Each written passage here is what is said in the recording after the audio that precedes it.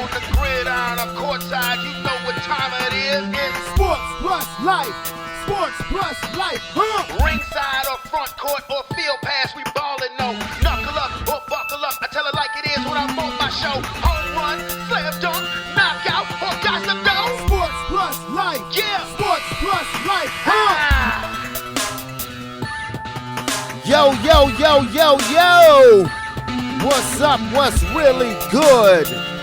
It's your boy Brandon Brevon Towns for another episode of Sports Plus Life. Oh boy, I got some splaining to do, people. So guess what? Guess what? Turn it off, turn it off, turn it all the way off now, boy. Singing vocals is still there, still there.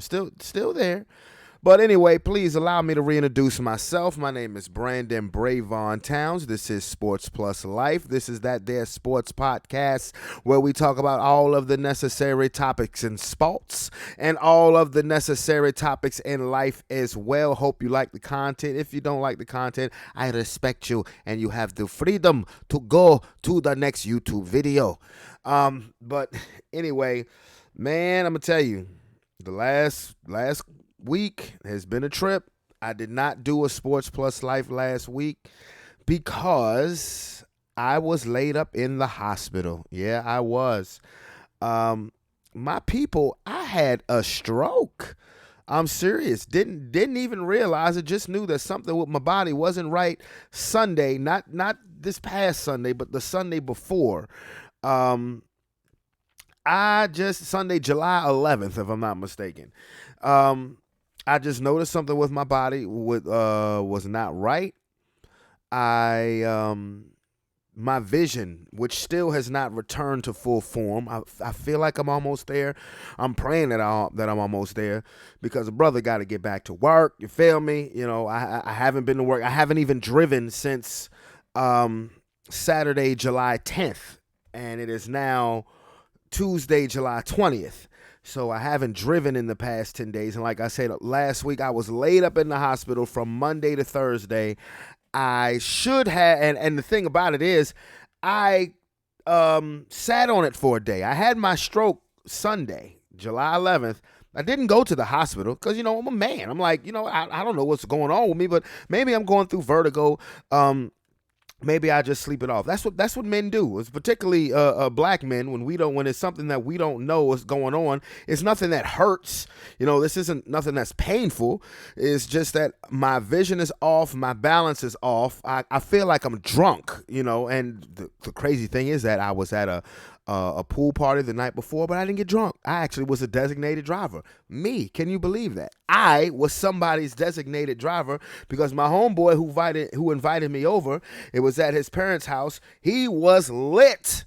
He was lit, and I'm all the way in Chester. He didn't have his car. He needed a ride home. Well, he wanted to initially go home to get his car to go back out, and I was like, no can do, buddy. Nah, buddy, you're going to have your ass at home in the bed, but not, I don't know, you don't have to be in the bed, but you're not driving your car. So, that's the last time I drove. The next thing I know, I had a stroke. I don't know if it was in my sleep. I don't know if it started in my sleep and then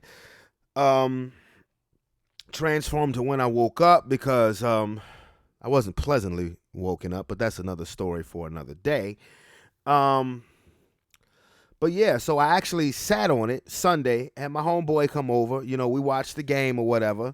And I was like, well, if I still feel like this on Monday, I'll simply go to the hospital. Because, like I said, I thought it was vertigo. So that's what happened. Monday, July 12th, last Monday, I went to St. Mary's Hospital, thinking that, okay, well, I am going to go up in here and just see what's going on with me, get some vertigo medicine, and be back on balance by the end of the day. That did not happen. What they told me is that they needed to keep me because they said they wanted to rule out the possibility of me having a stroke. And I'm like, get out of here. I ain't had no damn stroke. And then on top of that, I had recently dropped my insurance. Why would you do that, B? Well, I'll tell you why. Because they were trying to damn near more than double the premium that I had to pay, and that would have been taking money out my kid's mouth. And I'm being real with you. So I took that gamble, and even then, I just had your basic medical insurance. All of the shit that I had done to me over the past 4 days in the hospital, my insurance wouldn't have covered it any damn way. I promise you that. EKG, MRI, the bunch of. I ended up having a heart procedure. Yeah, a heart procedure because they say I have a small hole in my heart. What the F? You know, what the F is going on inside the body of Brandon Brevon Towns? Man, I guess I have just got to chill as much as humanly possible. But like I said, what ended up happening is, let's see, I got in the hospital Monday. Tuesday, they confirmed that it was a stroke. So now I'm like, what? And the crazy thing about it is I had no balance. Like, Sunday, when my kids came to give me a hug, I collapsed. I was standing straight up, and literally my legs went out from my legs just went out. I wasn't walking. I wasn't walking. I was just standing straight up, and my legs just collapsed, and I hit the floor hard. Didn't hit my head though, somehow, some way, but I hit the floor hard, and so that happened Sunday. Monday, when I went to go take an MRI. Because all of the physical tests that they were giving me, because they were like, if indeed you've had a stroke, you may lose the feeling in the right side of your body or the left side of your body. You might lose permanent vision in one of your eyes. You may not, you may not be able to smell anything anymore. Nothing may not taste the same anymore. You know, all of these possibilities that could happen if you have a stroke. Well, up to that point, I was passing all of the physical tests. All of them. And they were about to rule out the possibility of a stroke. And then I took my MRI. And when I got out the MRI, I was literally going from one wheelchair to the next. In the emergency room, they have this specific design wheelchair. Up, I guess, in the MRI floor, they have the more conventional wheelchair. So I was going from the conventional wheelchair to the ER wheelchair. And I took a step, wheelchairs were both parked, and I just busted my ass. I fell. And then, that's when the alarms and the people in the ER went off. I was like, oh shit, okay, let's check this MRI. MRI then confirms next day, yeah, you had a stroke. You indeed had a stroke. Now, the next steps are what caused the stroke. We're trying to see what caused the stroke. So I still haven't gotten a definitive answer, and I've been out the hospital since Thursday. So the definitive answer that I got was, actually, I just said I haven't gotten a full definitive answer. The answers that I got were, I've gotten things about cholesterol. Well, your cholesterol was just a little bit high. And then it was like your blood pressure was just a little bit high. And it was like, how's your stress level? Okay, so your stress is, you've been a little stressed out. So, okay. So I guess all of those combined will give you, I guess, a stroke. Well, it certainly gave me one. But the crazy part is, like I said, I'm in the hospital on Tuesday now. I'm in the hospital on Wednesday. Now they're saying, hey, we've got to do this surgery because there may be a small hole in your heart. We need to check and see. And it was something that I honestly could have been born with. Well, Thursday morning, I literally go in for this, it was seen as an operation, kind of like a colonoscopy, except for putting a camera up your derriere. They're putting a camera down your throat to look at your heart. Either way, I was put to sleep, thank God, for that procedure. And what I heard when I got out was, yeah, you have a small hole in your heart. We're gonna look at it we really just want to see what it looks like after a couple of weeks, and then if we need to get it filled in, we can get it filled in via IV. It means they don't even have to cut me open. That's fine, all well and good, cool. So I actually end up getting out of the hospital on Thursday, and it's been quite the last week and some change for me. First of all, I am thankful. I am definitely blessed that this stroke that I had, that the only thing that has been affected has been my vision. And now That's the only thing that's been affected, but I need that to come on, get back to normal so I can get back to work. I have no physical limitations. That's the crazy part. I have no physical limitations, and I didn't have a mini stroke. I had a full-blown stroke, so it wasn't, because I was thinking, well, damn, I'm so, I feel so good physically. Maybe this was just a small little mini stroke. No, this was full-blown. And like I said, I am just very lucky that I have all of my faculties in order. Like I said, I just have to get my sense of vision back, even with my glasses on. Like right now, I'm not seeing double as much as possible, but I do have my face like buried in the microphone. So one eye is kind of in the microphone, and then the other eye is looking clear into the computer screen. Now that looks clear. So they actually had given me, and they gave me this on Monday. They gave me a pirate patch. Was it Monday or Tuesday? One of them 2 days. I think it was Tuesday. Yeah, they gave me an eye patch. Had me looking like a pirate. Had me looking like, what's his name from Pirates of the Caribbean? Captain Jackass Sparrow. That's what I call myself.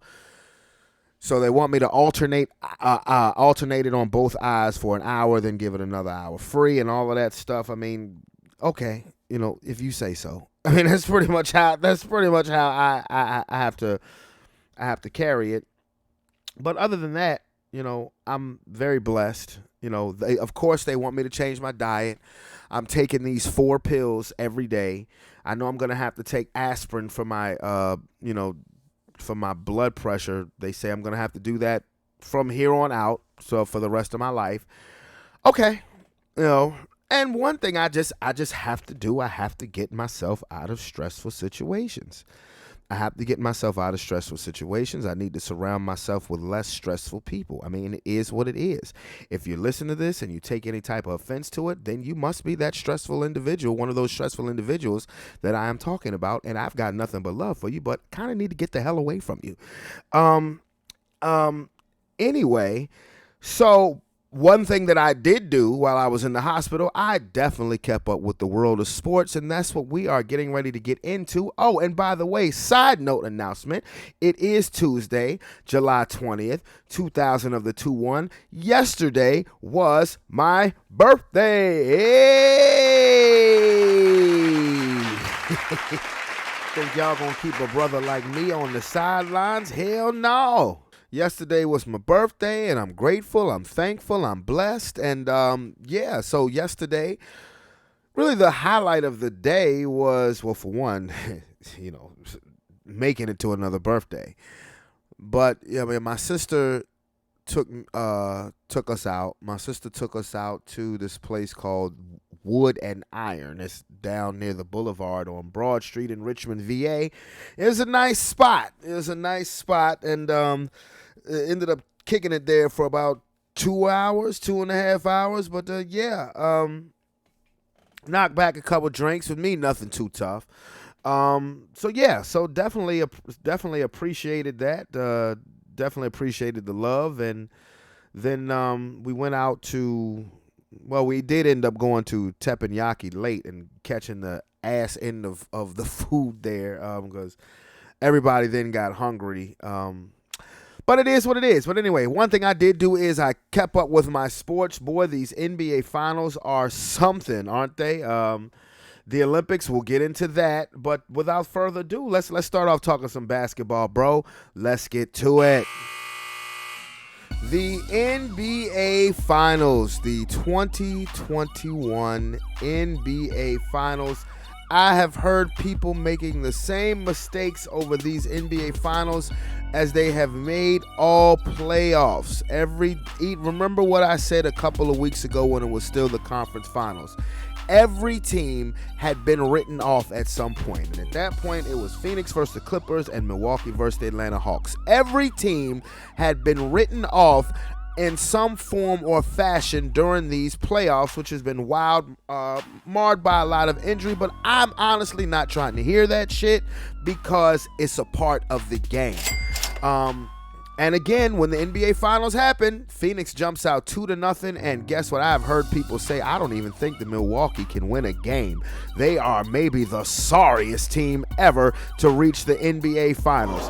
But they are an NBA team, and they were good enough to reach the NBA Finals. It just happens. I mean, and meanwhile, every series except for their first round series against the Miami Heat, which they swept, they had trailed in the series. They trailed 2-0 to Brooklyn. They trailed 1-0 to Atlanta.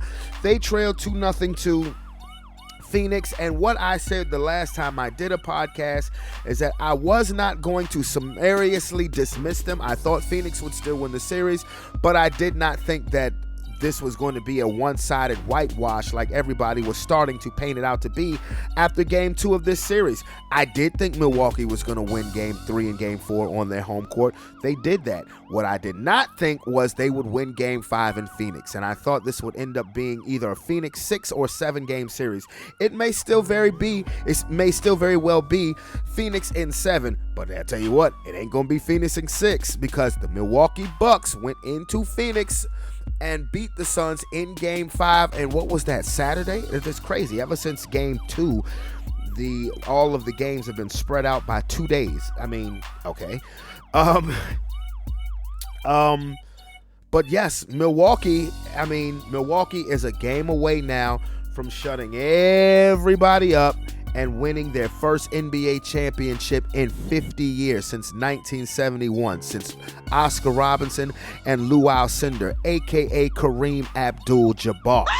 So, what have we taken away from these finals? What adjustments has been made? Now, one thing that I would be hard on Budenholzer about, the coach of Milwaukee, was his lack of making in-game adjustments. But the one adjustment that he made that has clearly been the most glaring adjustment is after game 2, Chris Paul, who was lighting the Milwaukee Bucks up, particularly in game 1, he put Drew Holiday on him. Now, Drew Holiday is part of Milwaukee's version of a big 3, depends on how you look at it, with him, Chris Middleton, and Giannis, who, coming into the series, we didn't even know if he was going to play. But boy, has he been super. I mean, my goodness gracious, he has been phenomenal. But you put Drew Holiday on Chris Paul. Drew Holiday is first team All-NBA defense this year. And he's been known throughout his career as a very tenacious, a very great, crafty defensive player. And Chris Paul's numbers has gone down throughout the series. He's still averaging 21 points. But if you look at his play, the turnovers, he was looking like Superman game 6 of the conference finals and then game 1 of the finals, and then he's looked like 36-year-old. He's gone to looking like 36-year-old Chris Paul in this series as the series has gone on. And like I said, everybody counted Milwaukee out after the first 2 games. After the first 2 games, at most people had this Phoenix in 5. People would have, you would say, well, I think Milwaukee will win game 3, but Phoenix will win game 4. It damn near panned out like that.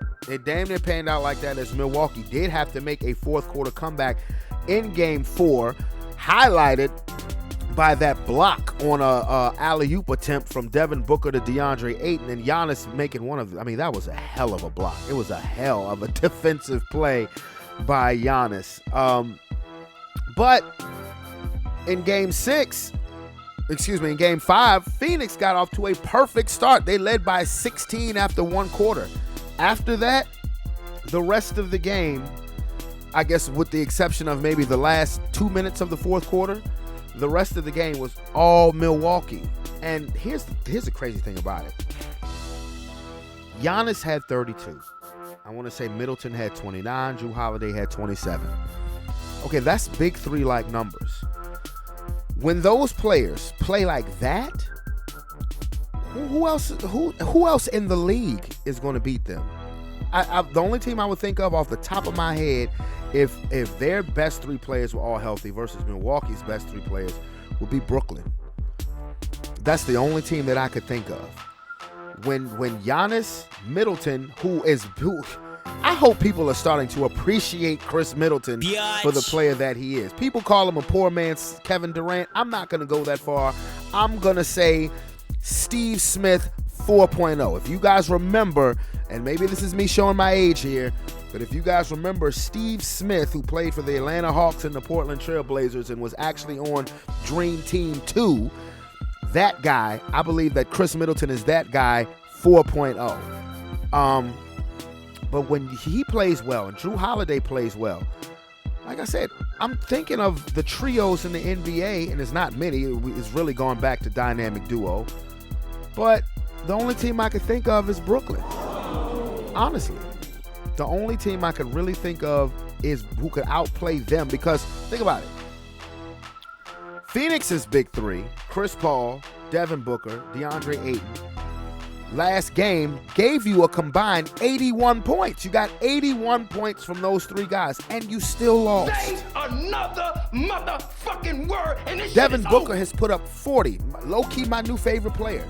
He's put up 40 in the last, both in games 4 and game 5, both losses. He had 42 in game 4, 40 in game 5, both losses. But like I said, Chris Paul has been on the decline. He came to life a little bit in the last 2 minutes of the game 5. But again, Drew Holiday, Chris Middleton, and Giannis. And Giannis has been sensational. But what has been lost is that if the Bucks win tonight, Giannis will probably be Finals MVP. Deservedly so. But we have to give depending on tonight's game, we have to give a serious look at Chris Middleton, because he's the closer. You think about these NBA Finals.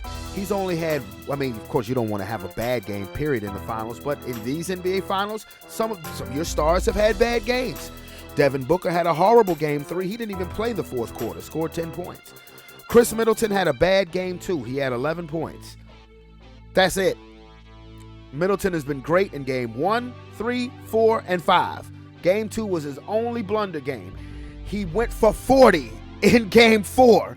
The game where Milwaukee had to come back and win. Giannis had 26. He was great. Middleton dropped 40 in game 4 to tie the series. How quickly we can forget things like that. Again, he's had 29 in game 1. He had 29 in game 5. He had 40 in game 4. He had, like I said, the 11-point game 2, bad game. Only had 18 in game 3, but the Bucks won that game. That was a Giannis game.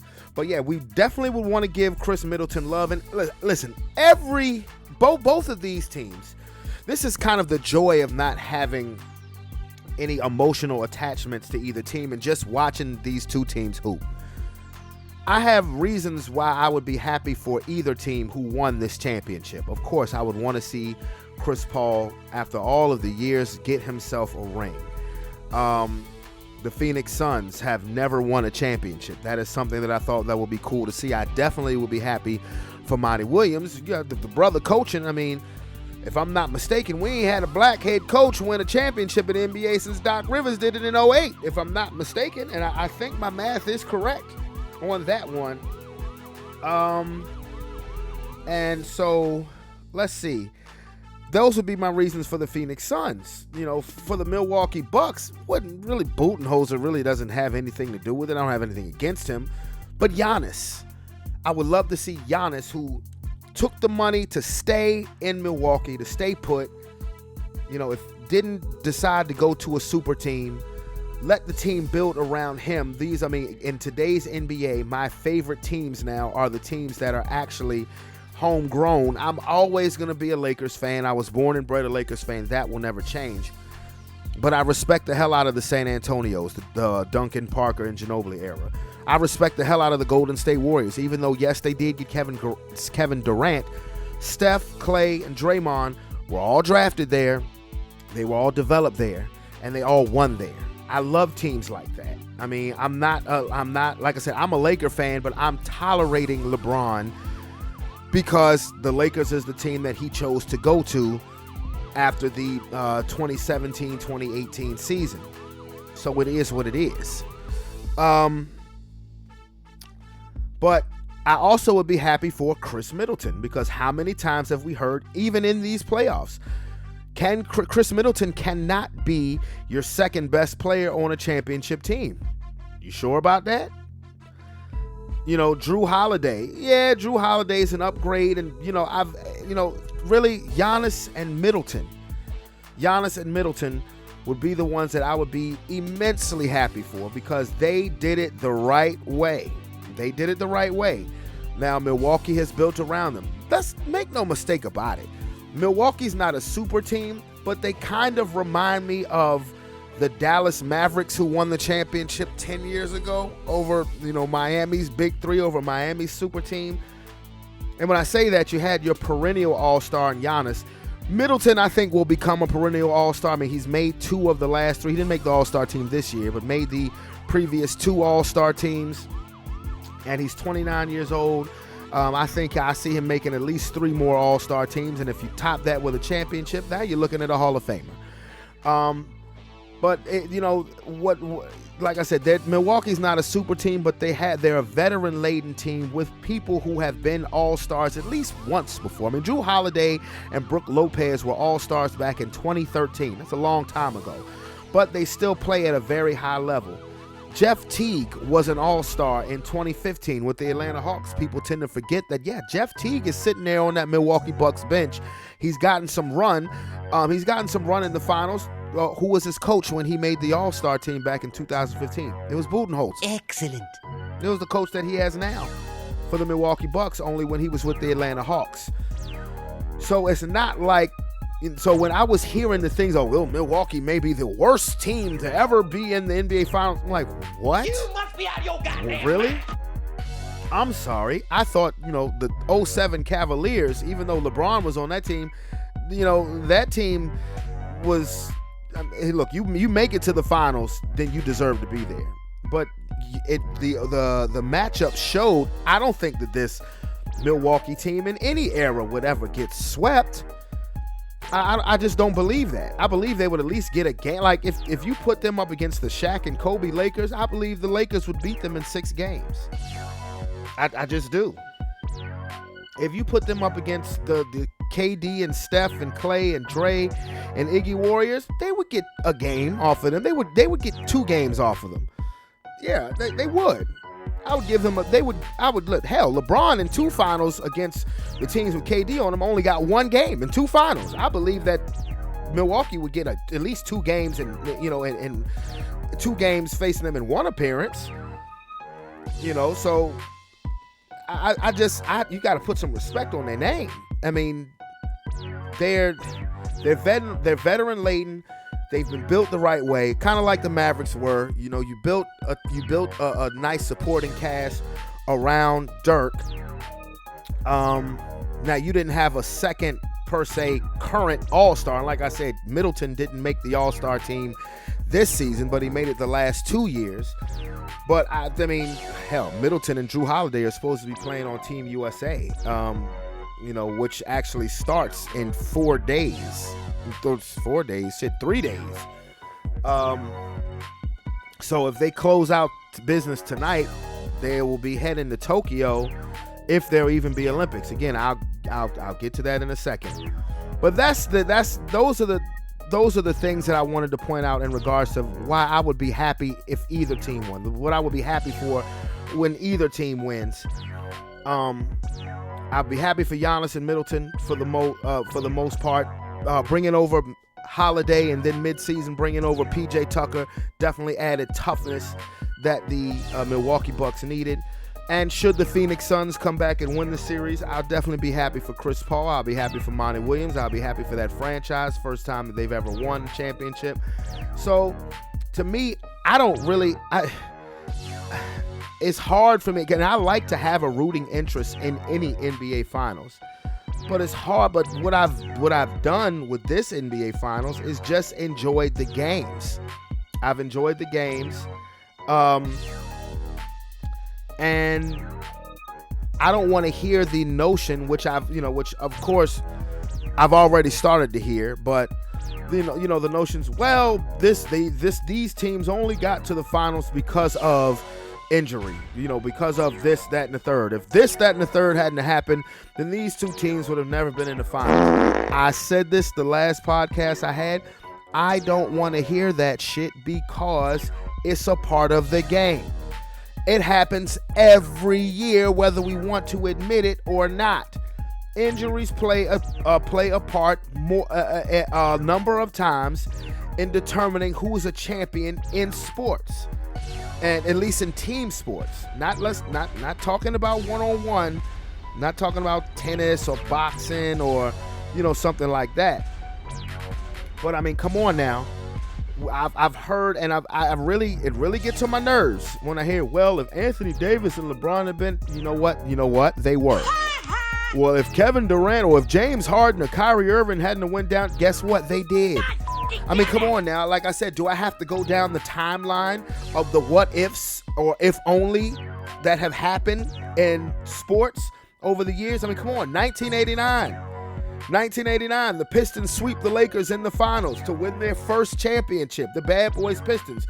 But if Magic Johnson and Byron Scott hadn't torn their hamstrings, Byron Scott before the series, Magic Johnson early in Game 2, the Lakers were undefeated coming into the finals that year in '89. They were kicking ass and taking names, wanting to send Kareem out as a 7-time champion. Hey, 1991. The Lakers versus the Bulls.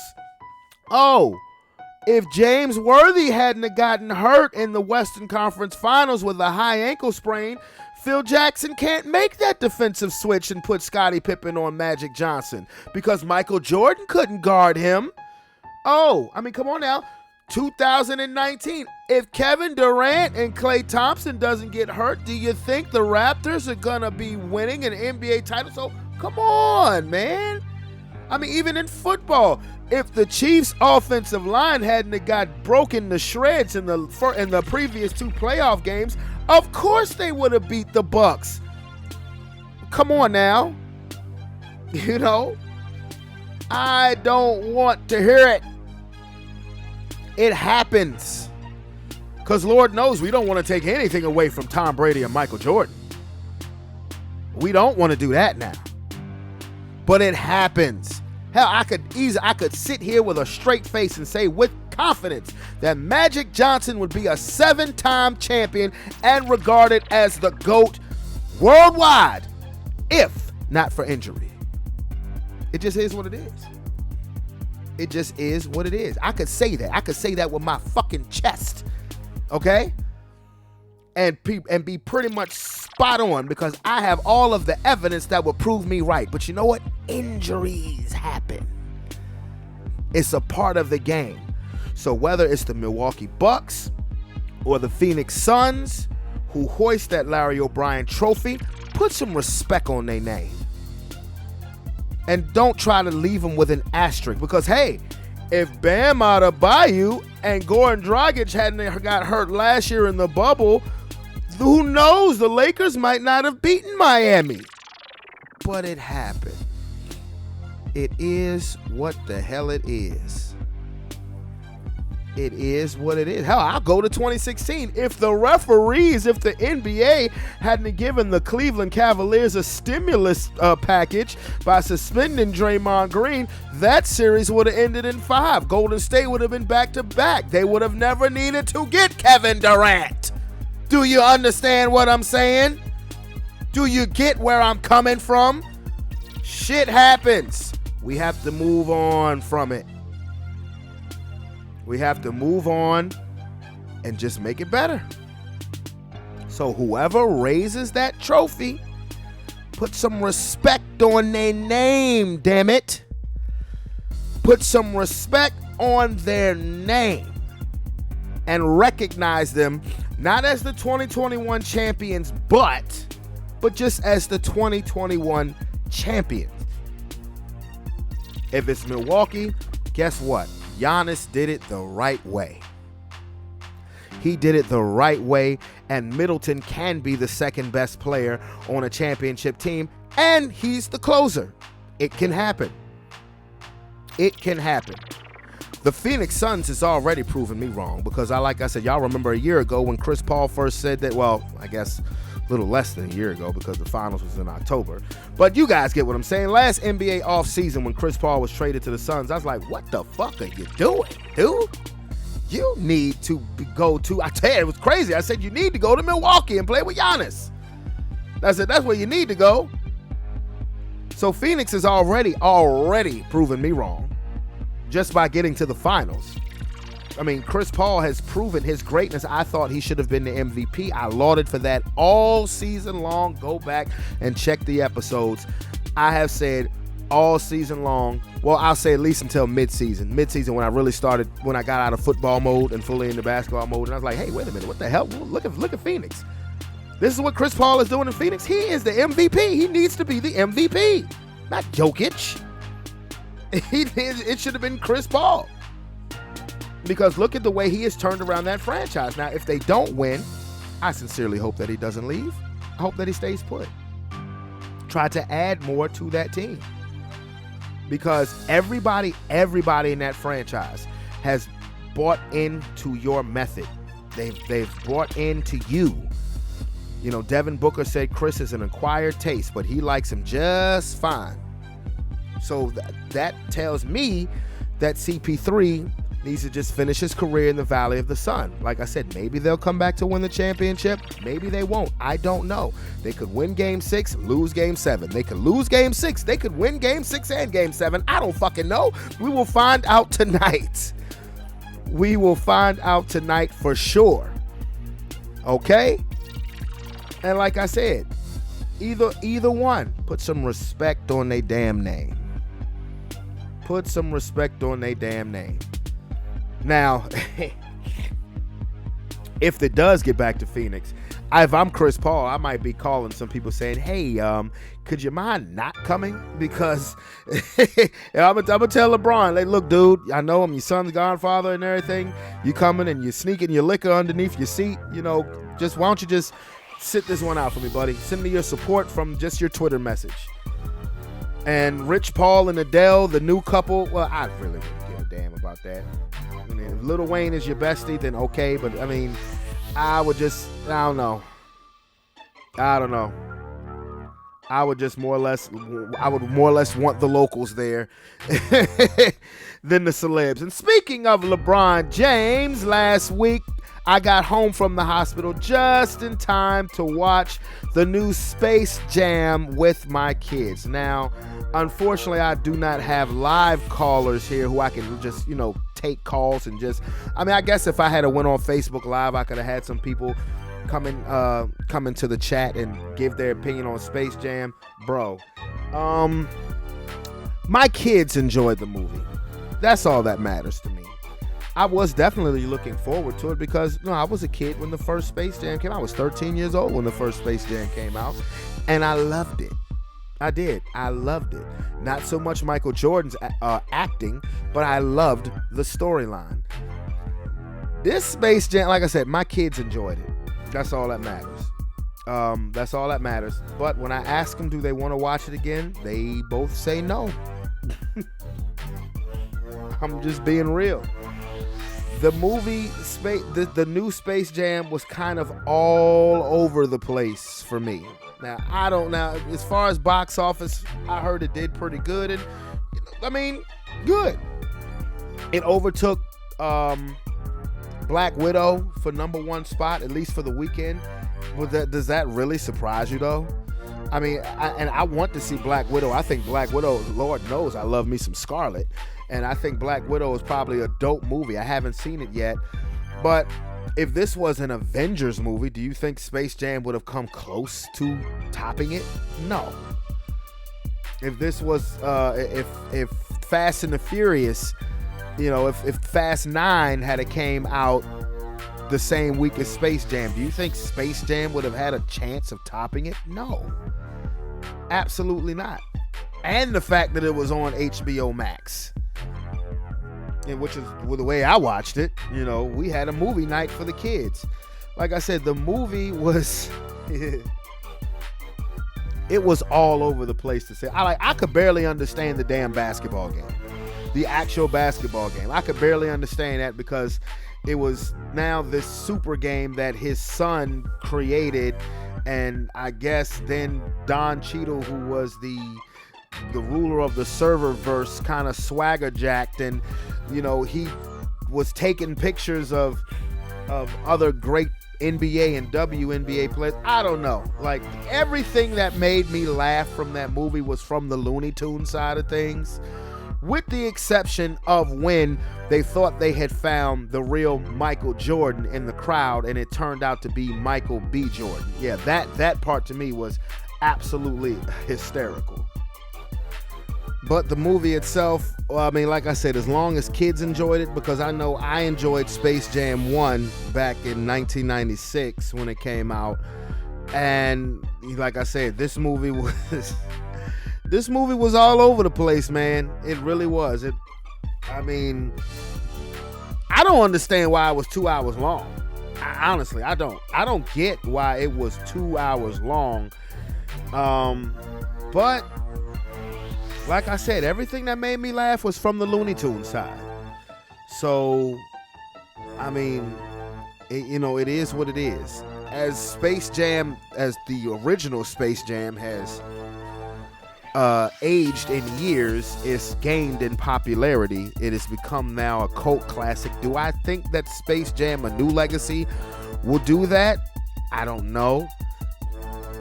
God knows, I hope that they don't do a Space Jam. I hope they don't. First of all, I hope they don't do a Space Jam 3. Secondly, if they do decide to do a Space Jam 3, I hope they don't wait another 25 years to do it. I do. I just hope they don't wait another 25 years to do another damn Space Jam.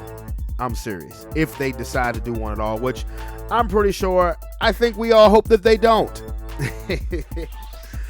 But anyway, let me talk about these Olympics, these Tokyo Olympics. And what I've heard now, the Olympics are supposed to start, Friday? Opening ceremonies are supposed to be Friday. And what I've heard is a possible that they're thinking about just shutting down the Olympics. Because the locals in Tokyo, Japan, simply don't want it. They're going through another COVID outbreak. And I'm going to be honest with you. Like I said on the show, what I want to say was about a week and a half ago, but of course, obviously before I had everything happen with me.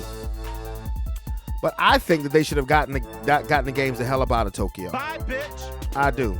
If there's a COVID outbreak and they're having issues, doing something that involves the rest of the world, to me, just wouldn't seem really smart.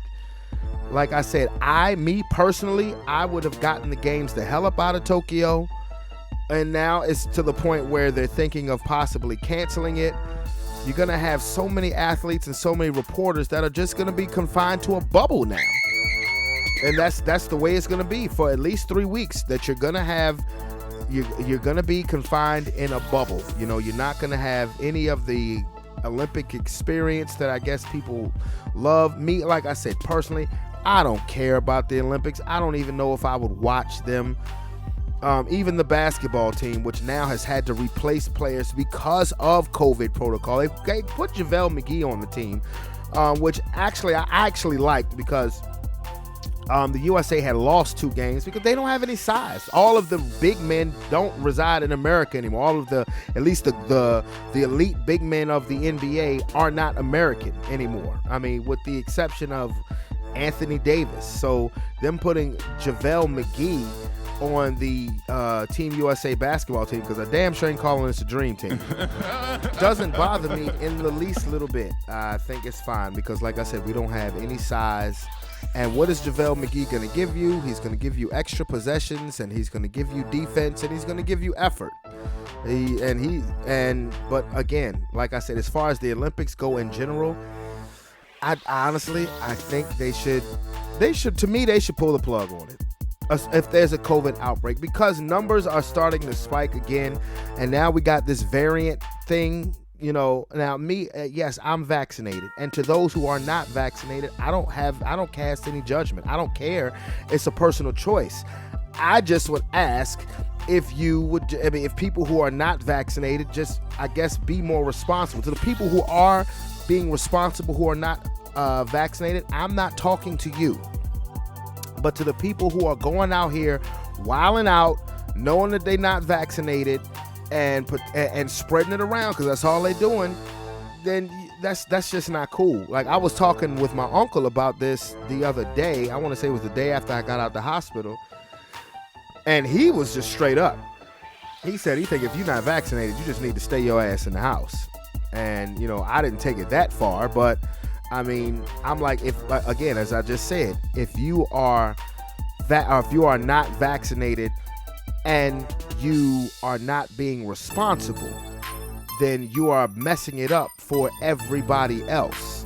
I understand there are a lot of people who don't believe in the vaccination. My thing with the vaccination was I just wanted to make sure that they weren't putting no damn chip in me, that they won't put no tracking device in me or anything like that. Like, that was my thing. And when I found out they weren't, I was like, you know what? I'm probably just going to take it because I'm just sick of dealing with all of the COVID shit. I just really am. I'm sick and tired of dealing with all of the COVID shit. The president was hoping for at least 75% of Americans vaccinated by the 4th of July. That didn't happen. And what's going to end up happening is that shit is going to end up getting shut down again. And like everybody is hoping for the next NBA season and the next NFL season and the next college football season to be normal. It's not going to happen. It's really not going to happen. Not this year, because now think about it, Major League Baseball is now dealing with the shit. My Yankees are dealing with COVID issues. The stuff coming back to normal the way we want it to is not going to happen until A, more people get vaccinated, and B, the people who are deciding not to get vaccinated are acting more responsible. I mean, it just is what it is. Like I said, one of my boys who came to visit me when I was in the hospital, he wasn't vaccinated. I don't give a damn. I mean, I really don't care because I know that he's a responsible individual. My homeboy Marcus, I know that he's a responsible individual, and I know that he's not out there wilding out, just because now things have started, just because rules have now started to get back to normal. Restaurants and lounges are starting to get back to normal. But like I said, that shit is going to change if people, A, don't get vaccinated, or B, people who are not vaccinated don't start acting more responsible. It's going to go, and what's going to end up happening is that you're going to have the government say, okay, we tried to ask you the nice way. Now it's either, it's going to be, if you're not vaccinated, you can't go here, or here. That's what's going to end up happening. Honestly, that is because it's obvious that they're not going to shut down the economy the way they should have when this fucking thing first started last month. Honestly, there should have been just a nationwide mandatory lockdown for about 3 weeks, and we could have ridded this ugly problem back then. But it's clear that they're not going to totally shut down the economy. So what I believe is going to happen is that they're going to start telling people, hey, guess what? If you ain't vaccinated, you are prohibited. No, fuck your mask. You are because I think the mask and the social distancing is stupid anyway for an airborne virus. But I'm not even going to get into that. But what's going to happen is they're going to make you show proof. They're going to make you show a POV, proof of vaccination, which I have been showing people since I got my second Pfizer shot. Because I'm not going to go all, this is just me. I can't just take the word of people, of just, everyday people. Because people are full of shit. I'm sorry. It just is what it is. People are full of shit. And this is what is going to end up happening, is that you're going to have to show your proof of vaccination everywhere you go. Certain sports teams, hell, the Miami Dolphins are doing it. You can't cover the Dolphins unless you show proof of vaccination. And that's just going to trickle down because people are out here just tripping. People out here tripping and wilding out. And speaking of the Miami Dolphins, I will go into football. Training camps start next week or maybe this weekend. I know Washington, They're going to do their training camp down here in Richmond because last year was supposed to be the last year of their contract, but of course they didn't do it because of COVID, obviously. So they're going to do it this year. And hopefully everything will be as normal as possible. But in regards to football, the Green Bay Packers apparently offered Aaron Rodgers a 2-year extension, paying him a boatload of money, which I believe would have made him the highest paid player in the league. He said no. I think he knows that he's not going to get traded this season, but I think he will play this season with the Green Bay Packers, unfortunately, because I really wanted to see him as a member of my Denver Broncos, but it's okay. I just don't want Drew Lock to be fucking starting at quarterback. I'm sorry. No. Get just, like Jay Cutler reincarnate. Gross. Ooh, I can't. Okay, anyway. You suck. Anyway, start Bridgewater. That's why I was so happy when we got Bridgewater. You need to start Bridgewater immediately. Don't wait until we're 1-4 or 0-3 in the toilet to yank Drew Lock. No. Just give it to Bridgewater off bat. Give it to Bridgewater off bat. Stop messing around with that damn Drew Lock. He ain't worth it. He's not worth it. But yeah, I think Aaron Rodgers knows that he's not going to get traded. So what I think he's just trying to do, he just wants to make sure that this is his last coming up. This is his last season in Green Bay. And he just doesn't want to be there. And, hey, if we're sticking with Teddy Bridgewater or Drew Lock, we should be in the market for a quarterback next year. Even though I do think with the team that we have, I think Bridgewater could take us to the playoffs. I think Drew Lock is just a lock for disaster. That's what I think of Drew Lock. He'll come in and he'll give you one great game, and then we'll follow that up with 4 horrible games.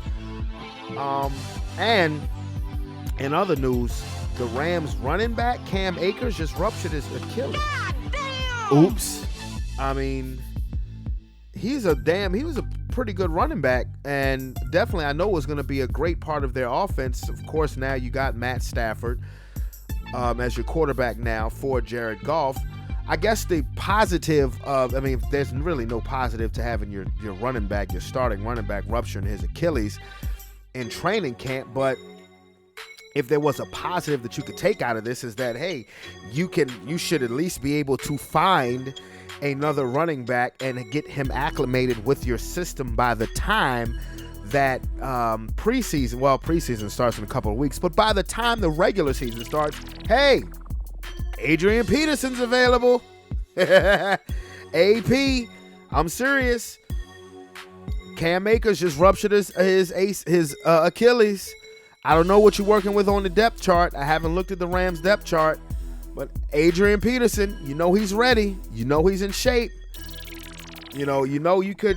I think he would be fine in Sean McVay's offense, and he wants to play.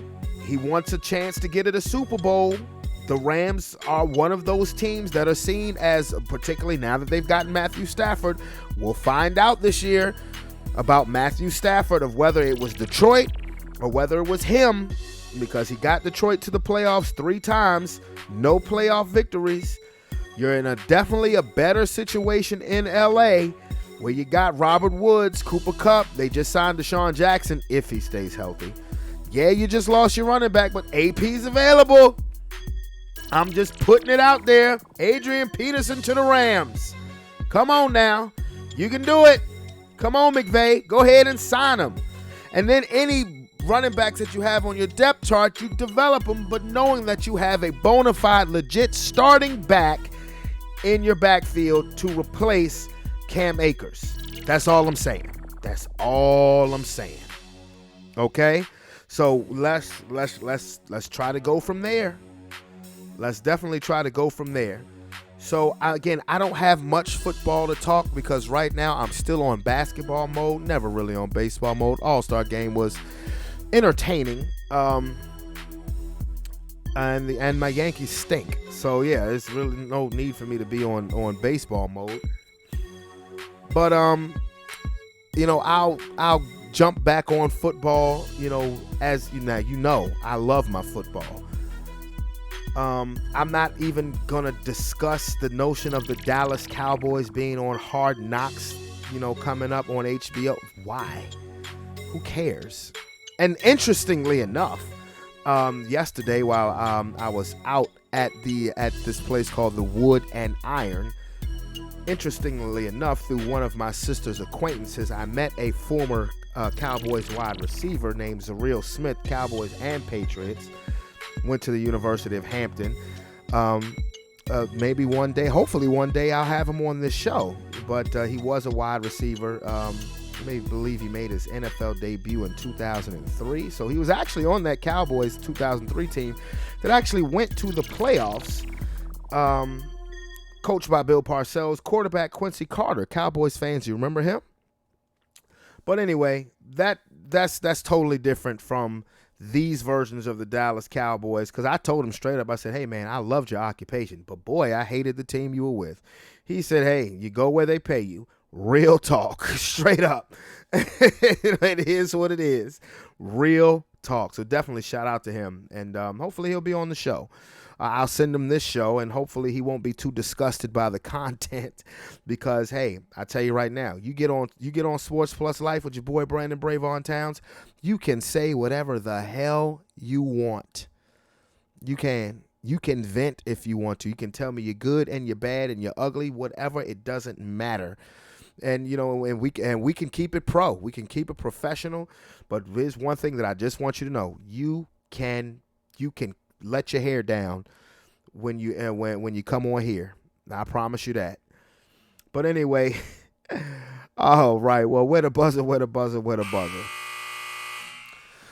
Okay, well, as I said, it's been a crazy, crazy past week and some change for me. And once again, I am definitely blessed and happy that I have made it through my endeavors that happened. And I'm happy that the only thing that is going on with me is my vision. And like I said, I just need that to get back, preferably sooner than later. But it is what it is. It is all in the hands of the man upstairs. But when it comes to just individual health, please take care of yourself, because I may be in my 30s, but I am still too damn young to be catching a stroke. So that's the main thing that the doctors wanted to emphasize to me, and definitely do a better job of taking care of myself. And there's really nothing specific for them to say outside of these pills that I need to take, because again, I have no physical limitations coming out of the hospital due to this stroke. But I just want to encourage everybody just to live as healthy as you can be. But then on top of that, most importantly, live your best life. Please do not be stressed out. Don't be stressed out. Don't let anybody stress you out. Okay, that is my message and my word. That is my word for the day. That is my word, honestly, for the rest of my life. Stay as healthy as you can be, and do not let things or people stress you out to the point where you feel that you could get sick, because that stuff can take you out of here, straight up. But if you are not a part of the Sports Plus Life family, definitely hit that subscription button and become a part of the Sports Plus Life familia. Any questions, comments, or concerns, definitely leave them in that box below. It's your boy, Brandon Brevon Towns. This has been another episode of Sports Plus Life. Hell yeah, the day was longer, because you know what? I felt I owed it not only to you guys, my 3 listeners who listen, but I also owed it to myself, because I had been itching to do this. I was damn near ready to do a live Sports Plus Life on from my damn hospital bed. That's how much me doing this podcast means to me. I don't give a damn how many views I do or do not get. It is something for me to vent. It is an outlet for me. I absolutely love doing this podcast, as I'm coming up on 3 years of this show.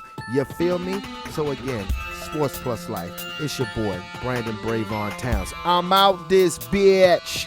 Peace.